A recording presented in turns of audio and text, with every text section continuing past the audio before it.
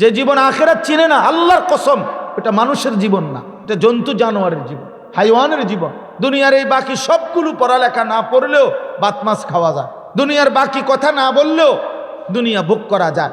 বোবা মানুষও দুনিয়া ভোগ করে, অন্ধ মানুষও দুনিয়া ভোগ করে। পড়ালেখা নাই, মূর্খ, বকলম, নামও দস্তখত করতে জানে না, টিপসই দেয়, এরকম লোক কোটি কোটি কোটি টাকার মালিক হয়ে দুনিয়া পুরা ভোগ করে। এই জন্য প্রিয় বন্ধু, পড়তে নিষেধ করি না, কিন্তু এমন পড়াই যথেষ্ট না মুসলমানের জন্য যে পড়া পড়তেছে তো আছে, কিন্তু আল্লাহ চেনে না, আখিরাত চেনে না, নামাজ চেনে না, সেজদা চেনে না, মালিক চেনে না। এটা কোনো পড়াই না, এটা কোনো পড়াই না। আল্লাহ নিজে বলছে, আল্লাহর আলো যার মধ্যে নাই তার মূলত কোনো আলোই নাই। ফামান লাম ইয়াজআলিল্লাহু লাহু নূরান ফামা লাহু মিন নূর। আল্লাহর আলো যে পেল না সে আলোই পায়নি, তার জন্য কোনো আলোই নাই। এই যে দেখেন এই দুই ছেলে, দেখেন কারে বলে কি বলে, হেরা হেগো মোবাইল নিয়ে বসে, দেখছেন না তাউল ভাই কি পরিমাণ ফালতু পোলাপান। দেখেন মানে অসভ্যতা এত বেশি যে কোনো ভদ্রতা, মোবাইল এত বড় জানোয়ার বানাইছে যে এইটার কোনো আখলাক সব শেষ করে দিছে সোজা হিসেবে। কোনো জায়গায় ছেলে পেলে এত ফালতু যে কোনো ভদ্রতা, যে এখানে আলেম আছে, এখানে বয়স্ক লোক আছে, এখানে একটা মাহফিল হচ্ছে, আমারে কি মনে করবো মানুষে? না না, কি মনে করবো আর কিতা, আমারে কিতা মনে করবো? আবার আমার মোবাইল আমার লগে, আমি আছি মোবাইলের লগে, এনে আবার মানুষে মনে করলে কি, আমারে না মনে করলে কি? এই এক জিন্দিগি ছেলে পেলে কোনো কিছুতে এরা আপনার ডানে বামে পৃথিবীর কোনো ভদ্রতার কিছুর সাথে তাদের কোনো যোগ সাজস নাই। মোবাইলে হাসে, মোবাইল নিয়ে কাঁদে, মোবাইল নিয়ে নিজের মন্তব্য করে, অন্যের মন্তব্য শুনে, পৃথিবীর সমস্ত আবেগ, অনুভূতি, চিন্তা, ইচ্ছা, আকাঙ্ক্ষা, তার যত প্ল্যান প্রোগ্রাম সব কিছু এই মোবাইল নির্ভর। আশেপাশে যে পৃথিবীতে আরো মানুষ আছে, পৃথিবীর যে আরো কত কিছু হচ্ছে না হচ্ছে, এত কিছু তার দরকার নাই। নজর 24 ঘন্টা মোবাইল, সে আর মোবাইল। এমন জিন্দিগি ছেলেরা, এই জীবন, যে জীবন তোমারে একাকী বানায় দিছে, যে জীবন তোমারে সারাক্ষণ মোবাইলের উপরে আসক্ত বানায় দিছে, এই হাইওয়ানের জিন্দিগি নিয়া ওই হাইওয়ান যেখানে থাকে আফ্রিকার জঙ্গলে, ওইখানে চলে যাও। মানুষের এই সমাজে থাকার দরকার কি? মানুষের এই সমাজে থাকার দরকার কি? কি প্রয়োজন বেটা? না মা চিনো, না বাবা চিনো, না আল্লাহ চিনো, না রসুল চিনো, না আখিরাত চিনো, না সেজদা চিনো, কিচ্ছু চিনে না, কিচ্ছু চিনে না, কিচ্ছু বুঝে না, শুধু বুঝে এই মোবাইলটা, শুধু চিনছেই এটা। রাত নাই, দিন নাই, উঠতে বসতে চলতে ফিরতে ন্যূনতম কোনো ভদ্রতা বলতে কিচ্ছু নেই। হায় হায় হায়, এই অসভ্যতার পরিণতি কি?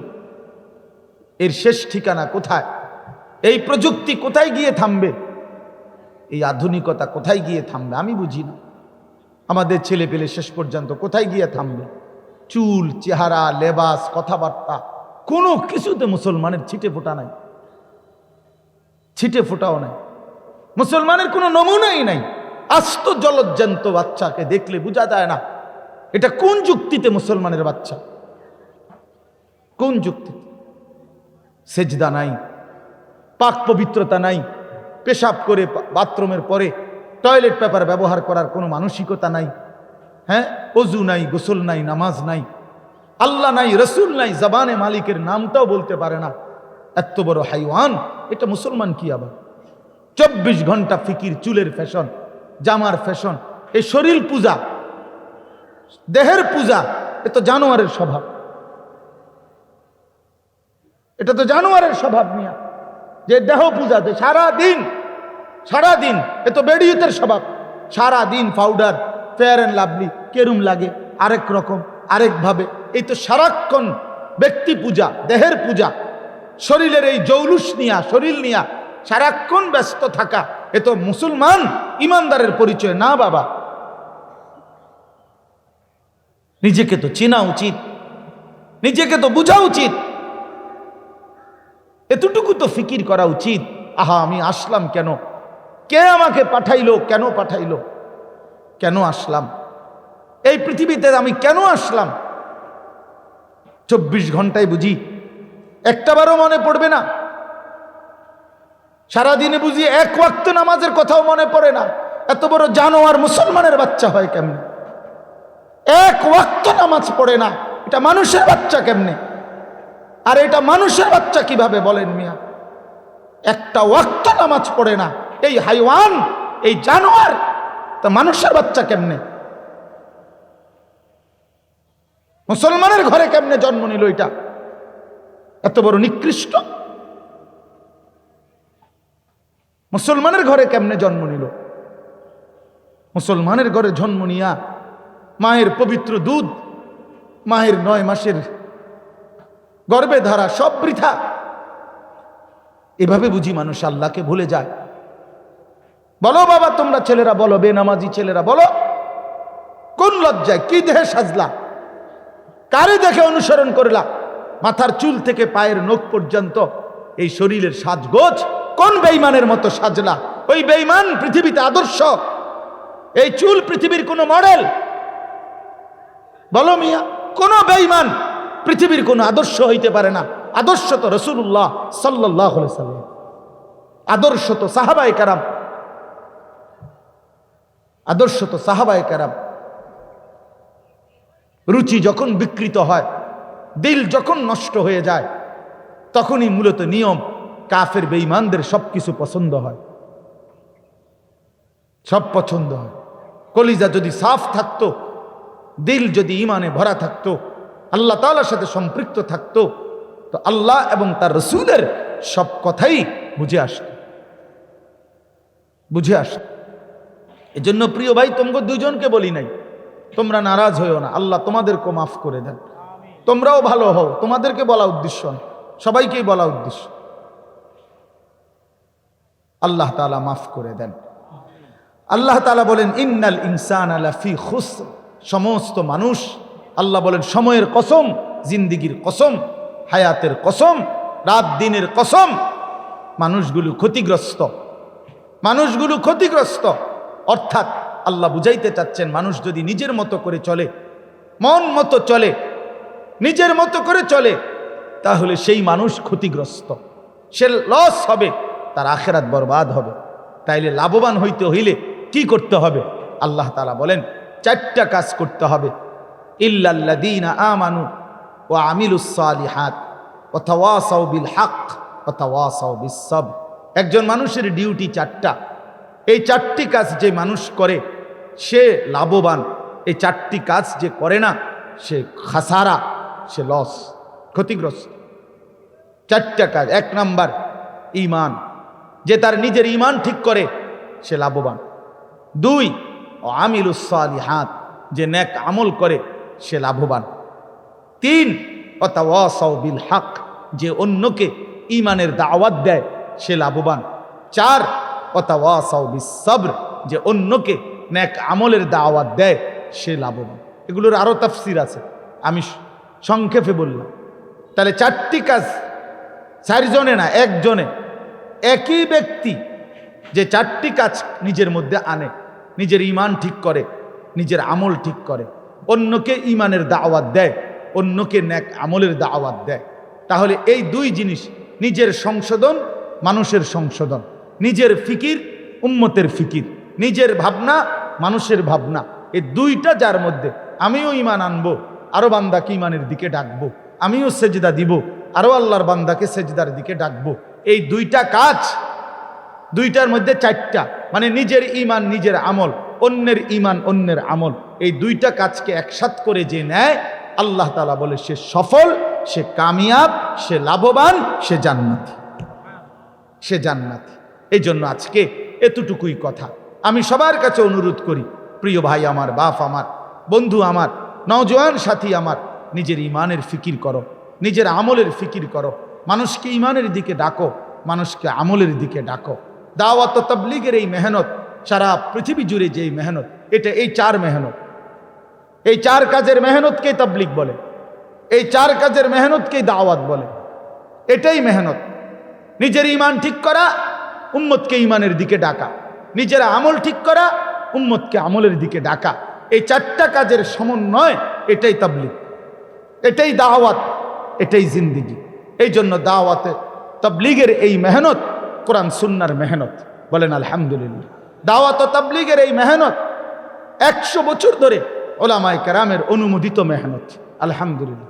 এই জন্য আজকে দাওয়াত ও তাবলীগের হযরত মাওলানা ইলিয়াস রাহমাতুল্লাহি আলাইহি, তিনি শুরু থেকে ওনার জীবনের শেষ দিন পর্যন্ত দাওয়াত ও তাবলীগের এই মেহনত যিনি যখন করেছেন, আল্লাহর কসম উনার জীবনের সবচেয়ে বড় ফিকির ছিল যে ওলামায়ে কেরাম এই কাজকে সমর্থন করবে, সহযোগিতা করবে, অংশগ্রহণ করবে।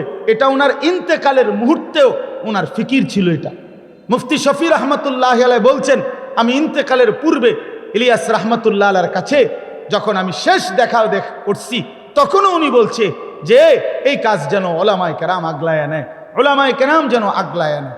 এই জন্য ওলামায়ে কেরাম থেকে বিচ্ছিন্ন করে দাওয়াত ও তাবলীগের কাজ করার স্বপ্ন যারা দেখতেছে, তারা মূলত দাওয়াত ও তাবলীগের কাজের জন্য না, বরং দাওয়াত ও তাবলীগের এই কাজ চলমান, এই মেহনতকে কলঙ্কিত করা, ভেঙ্গে দেওয়া, উম্মতকে ছিন্ন বিচ্ছিন্ন করা, এর জন্যই ইহুদিরা, খ্রিস্টানরা, ইসলাম বিরোধী দুশ্মনরা, আল্লাহর দুশ্মনরা সাদ নামের একজন ভণ্ড ব্যক্তিকে ভাড়া করছে।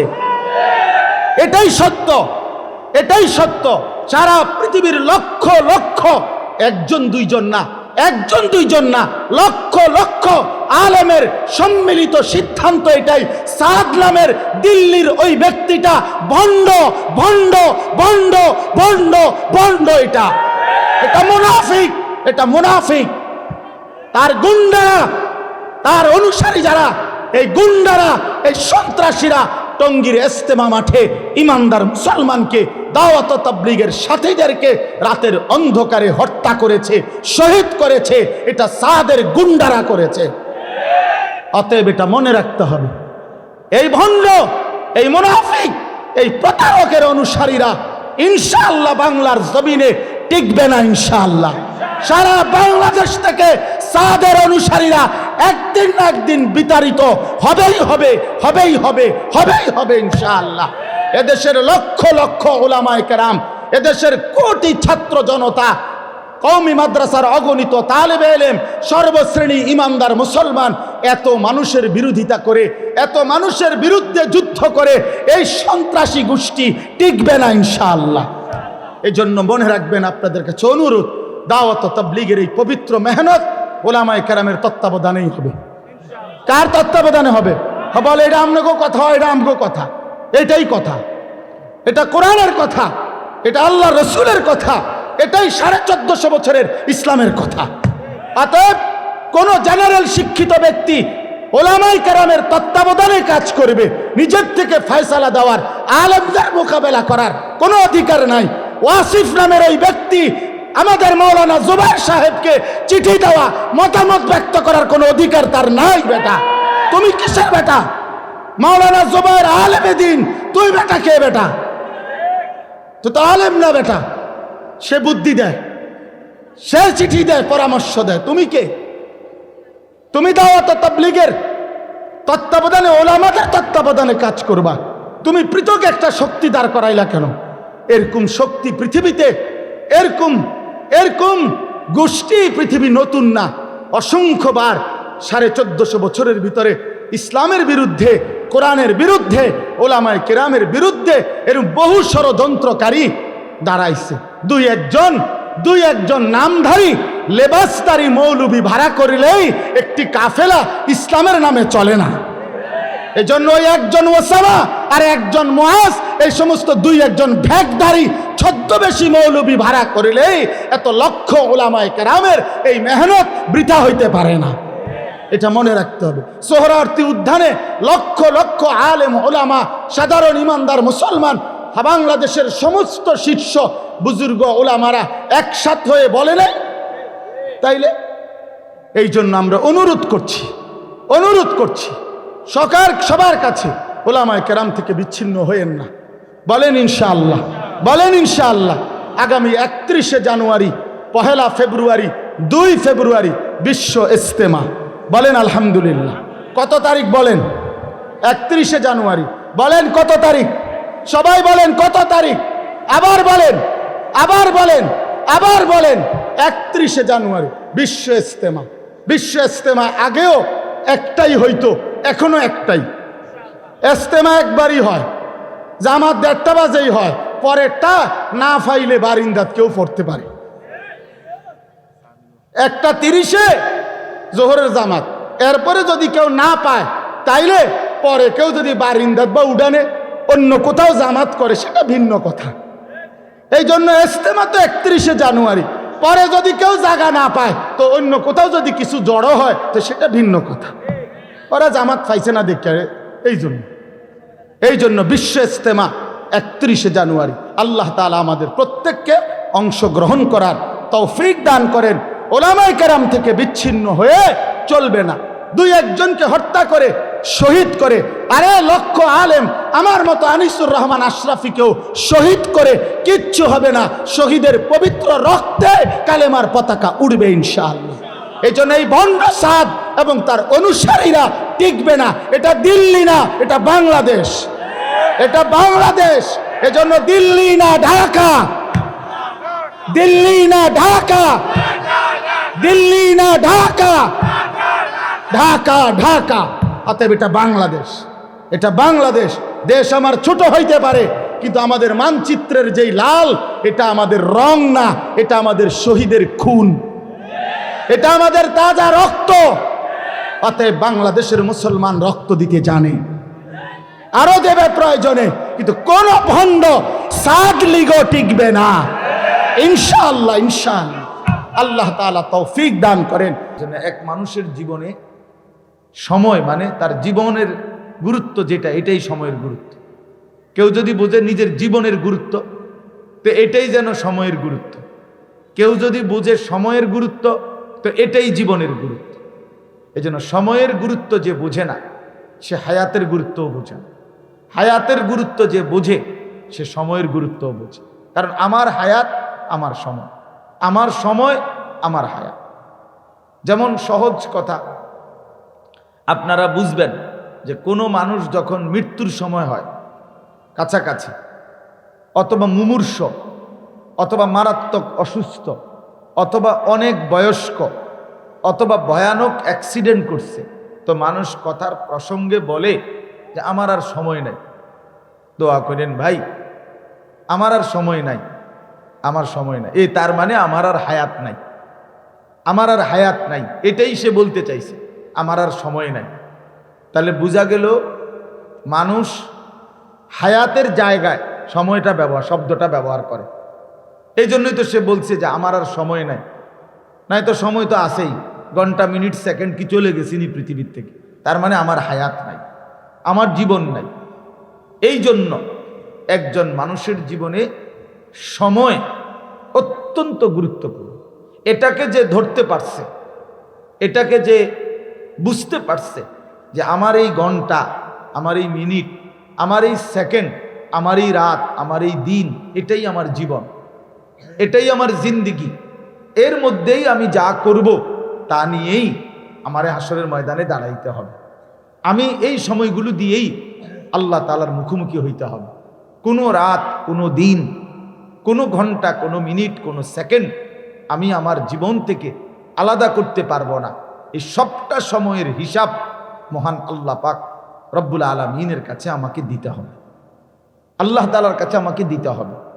এই সময়গুলো, এই রাত বান্দা কি করেছ, দিন কি করেছ, সকাল কি করেছ, আল্লাহ তাআলা এইভাবে একেবারে বিন্দু বিন্দু, সেকেন্ড সেকেন্ড আল্লাহ তাআলা আমাদের কাছ থেকে জিজ্ঞেস করবেন। কোরআনুল কারীমের মধ্যে আছে, সুম্মা লাতুসআলুন্না ইয়াওমাইদিন আনিন নাঈম, অবশ্যই তোমাদেরকে আমি আল্লাহ তাআলার দেওয়া প্রতিটি নিয়ামত সম্পর্কে কিয়ামতের দিন জিজ্ঞেস করা হবে। তাহলে যেহেতু আল্লাহ তাআলা জিজ্ঞেস করবেন, অতএব সময় একটি দামি নিয়ামত। আমার জীবনটাই তো একটা নিয়ামত, আমার বেঁচে থাকাটাই একটা নিয়ামত, তাইলে আমার সময়টাই একটা বড় নিয়ামত। এই জন্য আমরা সংক্ষেপ প্রথম কথা হলো, এই ছেলেরা আছো তোমরা কয়েকজন যারা বসছো, বাবা তোমাদেরও এটা বোঝা উচিত, তোমার হায়াত, তোমার সময়, তোমার রাত ফালতু না, তোমার দিন ফালতু না, তোমার এটাই তোমার জীবন। তুমি যে রাত পার করছো, এই রাত গেলেই তোমার বয়স একদিন বাড়ে। তুমি যে সপ্তাহ পার করছো, এই সপ্তাহ গেলেই তোমার হায়াত এক সপ্তাহ বাড়ে, এক সপ্তাহ বাড়ে। তাহলে এভাবে রাত গেলেই দিন বাড়ে, দিন গেলেই সপ্তাহ, মাস, বছর গেলেই তুমি 12 বছরের 13 বছরে পরিণত হও। 13 বছরের ছেলেটা 15 বছর হয়, 15 বছর 20 বছর হয়, 20 বছর 30 বছর হয়, তাহলে এই রাত গেলে, এই দিন গেলে, এই সময় পার হইলে, তাহলে এটাই তো আমার জীবন, এটাই তো জীবন। এই জন্য সময়কে ধারণ করা এটা জীবনের সবচেয়ে গুরুত্বপূর্ণ। একেবারে ছোট্টবেলার থেকে যারা অল্প স্কুলে পড়ুক আর মাদ্রাসায় পড়ুক, ওস্তাদদের, শিক্ষকদের জীবনে বাচ্চাকে যত উপদেশ দেয়, এর মধ্যে সবচেয়ে বড় উপদেশ অন্যতম সময়ের কদর কর, সময়ের কদর কর, সময়ের কদর কর, সময়ের কদর কর। এটাই মূল নসিহত। আমরাও তো ছেলেবেলায় পড়ালেখা করছি, তো ওস্তাদদের জবানে সারাটা জীবন শুনছি এটাই, সময়ের কদর করো, সময়ের কদর করো। স্কুলে পড়তে গিয়ে মুখস্থ করছি, মনে আছে প্রাইমারি স্কুলে, time and tide wait for none, সময় এবং নদীর স্রোত কারো জন্য অপেক্ষা করেন, অপেক্ষা করেন। আরবিতে আমরা পড়ছি আল ওয়াক্তু লা ইয়ান্তাযিরু লি আহাদিন, সময় কারোর জন্য অপেক্ষা করে না, সময় চলতেই থাকে। এক সেকেন্ড পৃথিবীর কোনো প্রেক্ষাপটেই, পৃথিবীর যত বড় ভূমিকম্প হোক, একটি সেকেন্ড পৃথিবীতে থেমে যায় না। এ কি আশ্চর্য জীবন! পৃথিবীর কত কিছুই, কত উত্থান হয়, পতন হয়, কত কিছু স্থির হয়ে যায়, কিন্তু সময় স্থির হয় না, এক সেকেন্ডের জন্য থামে না, সে চিরবহমান, সে চলতেই থাকে। এই জন্য আমরা যদি এই ছোট্ট কথাটা বুঝি বাবা, যে আমার সময়ের কদর করা উচিত। কোরআনুল কারীমের মধ্যে আছে, আল্লাহ তাআলা বলেন ইউকাল্লিবুল্লাহুল লাইলা ওয়ান নাহার, আল্লাহই রাত এবং দিন পরিবর্তন করেন। আল্লাহ তাআলা বলছে ইন্না ইদ্দাতাশ শুহুরি ইনদাল্লাহি 12 শাহরান, আল্লাহ বলেন নিশ্চয়ই 12 মাস, এই যে বছরে 12টি মাস, এটা আমি আল্লাহ তাআলার নির্ধারণ করা। তাহলে 12 মাসের একটা বছর আল্লাহর নির্ধারণ করা, মাস আল্লাহর নির্ধারণ করা, সপ্তাহ আল্লাহর নির্ধারণ করা। এই সময়ের ব্যাপারে, এই মাস, বছর, দিন, ঘন্টার ব্যাপারে আল্লাহ তাআলা অকাট্যভাবে একটা চূড়ান্ত কথা বলে দিছে এই আয়াতে, যে ফালা তাজলিমু ফীহিন্না আনফুসাকুম, ফালা তাজলিমু ফীহিন্না আনফুসাকুম। আল্লাহ বলে, বান্দা, আমার দেওয়া এই সময়গুলোতে, এই মাসগুলোতে, এই বছরগুলোতে তুমি নিজের উপরে জুলুম করো না, নিজের উপরে জুলুম করো না বান্দা। এই সময় আর ফিরবে না, এই রাত আর আসবে না, এই দিন আর আসবে না, তুমি জুলুম করো না। এখন জুলুম করা মানে কি? জুলুম করা মানে হলো গুনাহ করা, ছোট বড় প্রতিটা গুনাহ জুলুম। আমরা স্বাভাবিকভাবে জুলুম বুঝি, কেউ কারো প্রাপ্য যদি ঠকায়, তাইলে স্বাভাবিকভাবে ওরফ ব্যাপক প্রচলন হইল এটারে কেবল কয় জুলুম, সে জুলুম করছে, মানে তার প্রাপ্য যত অত দেয় নাই আর কি। জমি হোক, টাকা হোক, সম্পদ হোক, বিটা হোক, হ্যাঁ বিচার হোক, যেটাই হোক, ন্যায্যটা দেয় নাই, এই জন্য বলে কি করছে? জুলুম করছে। অথবা কেউ যদি কাউরে আঘাত করে, মারে, ধরে, হত্যা করে, এরকম কোনো কিছু করে, তো বলে যে সে তার উপরে কি করছে? জুলুম করতে, জালেম, এরকম। কিন্তু মূলত অর্থ হইল প্রতিটা গুনাহ জুলুম, প্রত্যেকটি ছোট্ট গুনাহ, বড় গুনাহ, এটাই জুলুম, এটাই জুলুম। প্রত্যেক পাপী জালেম, আমিও আপনিও, প্রত্যেক পাপী জালেম। বাকি জালেমের মধ্যে স্তর আছে, কম বেশি আছে, প্রতিটা গুনাহই একটা একটা জুলুম। এই জন্য আল্লাহ তাআলা বলেন, বান্দা, আমার দেওয়া মাস, বছর, সময়, এর মধ্যে তোমরা জুলুম করো না। ফালা তাজলিমু ফীহিন্না আনফুসাকুম, নিজের উপরে জুলুম করো না, অর্থাৎ গুনাহ করো না। এই গুনাহ করে করে তোমার রাত কিন্তু ফুরায়া যাবে, দিন ফুরায়া যাবে, একদিন হায়াত শেষ হয়ে যাবে, একদিন কবরেই পৌঁছে যাবে। আলহাকুমুত তাকাসুর হাত্তা জুরতুমুল মাকাবির, একদিন কবরস্থানে পৌঁছে যাবা।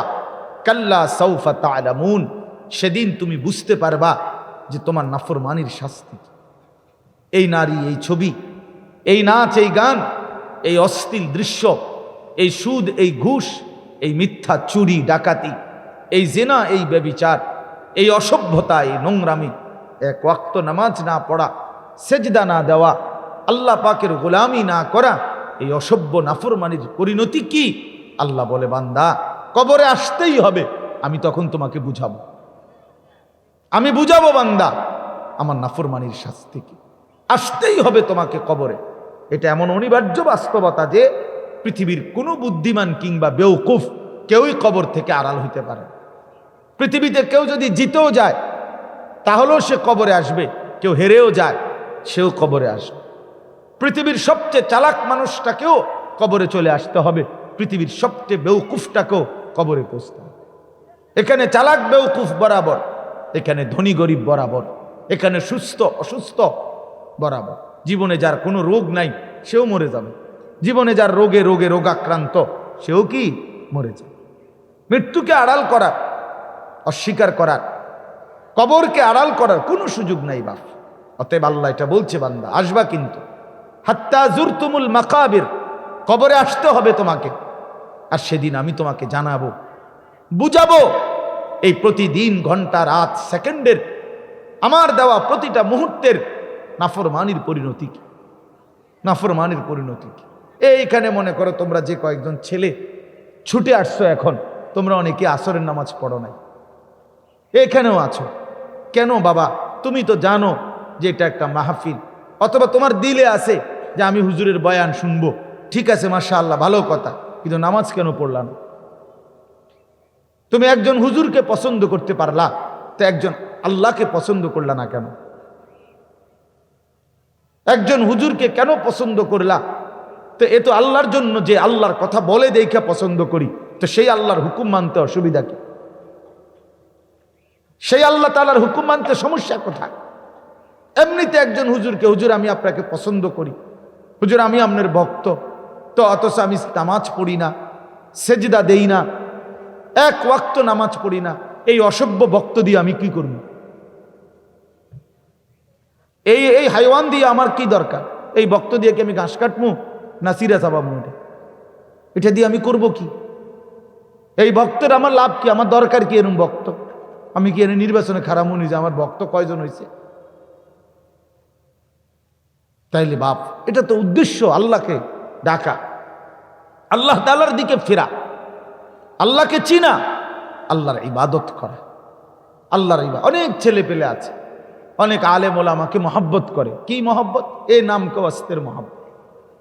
এ দেখা হইছে, লাভ দিছে, দৌড় দিছে, দৌড় দিছে এতটুকু। আরে ভাই এতটুকু হইলে কি হলো? এই জন্য আমরা আজকে সংক্ষেপে কথাটা বললাম। আল্লাহ তাআলা বলেন ওয়াল আসর, সময়ের কসম, আসরের কসম। তাহলে এক নাম্বার সময়ের কসম করে আল্লাহ বলছেন, বান্দা সময় বড় দামি, সময় বড় মূল্যবান, এই নিয়ামতের কদর করো, তাহলে তুমি আখিরাতে লাভবান হবে। আরেকটা হলো আসর থেকে মাগরিব, এটা যেমন অল্প সময়, আখিরাতের তুলনায় তোমার দুনিয়ার হায়াতও তার চাইতে অল্প সময়। আসর থেকে মাগরিব দেখতে দেখতে ফুরায়া যায় তোমার হায়াত, আখিরাতের তুলনায় এই দেখতে দেখতে ফুরায়া যায়, দেখতে দেখতে ফুরায়া যাবে। কখন যেন একদিন 60 বছর হয়ে যাবে, 40 বছর হয়ে যাবে, অথবা কবরে চলে যাবে, দেখতে দেখতে হায়াত শেষ হয়ে যায়। সেদিন আমি প্রথম যেদিন রজব মাসের চাঁদ উঠছে, ওই দিন আমি চিটাগাং মাহফিলে যাইতেছি, তো পথে এক জায়গায় মাগরিবের নামাজ পড়ছি। এই মাগরিবের নামাজ পড়ার পরে ওইখানে ইমাম সাহেব প্রথম মাগরিবের সালামের পরে আল্লাহুম্মা বারিক লানা ফি রাজাবা ওয়া শাবান ওয়া বাল্লিগনা রমাদান, এটা পড়ছে। আর আমি লাভ দিয়ে উঠছি, আমি ইন্নালিল্লাহ, রজব মাস আইয়া পড়ছে, চাঁদ উঠে গেছে, রমজান তাহলে আইসা পড়লো। মানে আমার কাছে রীতিমতো অবাক লাগছে যে হায় হায়, কোন দিন গেল গা বছর, একটা বছর কেমনে শেষ হয়ে গেল, কেমনে শেষ হয়ে গেল। রমজানের প্রস্তুতি চলতেছে, এখন রমজানের প্রস্তুতি চলতেছে।